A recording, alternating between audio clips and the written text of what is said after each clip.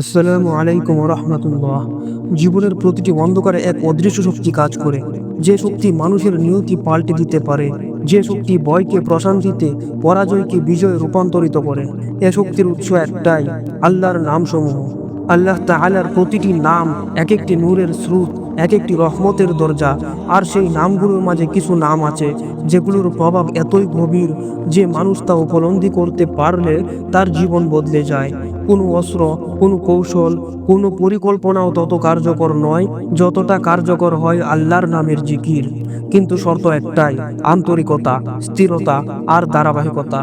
যখন একজন বান্দা আল্লাহর কোনো নামকে নিজের আমলের অংশ করে নেয়, তখন সেই নাম তার আত্মায় প্রতিধ্বনিত হয়। তার হৃদয়ের দরজায় এক নতুন আলো জ্বলে ওঠে। এ আলো তাকে অদৃশ্য শক্তি দেয়, দুনিয়ার সব কঠিন পরিস্থিতিতেও অবিচল রাখে। যার জিহ্বায় আল্লাহর নাম থাকে, তার চারপাশে রহমতের ঢেউ ওঠে।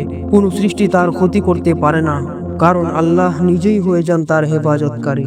আজ তোমার সামনে সেই এক নাম, যার শক্তি সীমাহীন, যার প্রভাব অদৃশ্য জগৎ পর্যন্ত বিস্তৃত। নামটি হলো ইয়া মুমিনু।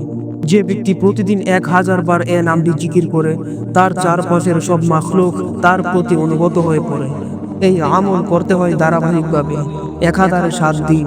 একদিনও বিরতি দেওয়া যাবে না। যদি মাঝপথে থেমে যায়, আমল কার্যকর থাকবে না। সকাল বা রাত্রি, যে সময়ে করো, করো অন্তর নিঃস্ব করে। প্রত্যেক উচ্চারণে কল্পনা করো তুমি বলছো ইয়া মুমিনু, আর আল্লাহ তোমাকে নিরাপত্তা দিচ্ছেন। তোমার জীবন, তোমার মর্যাদা, তোমার মান সম্মান রক্ষা করছেন। এই নামের জিকিরে লুকিয়ে আছে এক অদৃশ্য ক্ষমতা, যা তোমাকে মানুষের নয়, আল্লাহর বানানো মর্যাদায় উন্নীত করবে।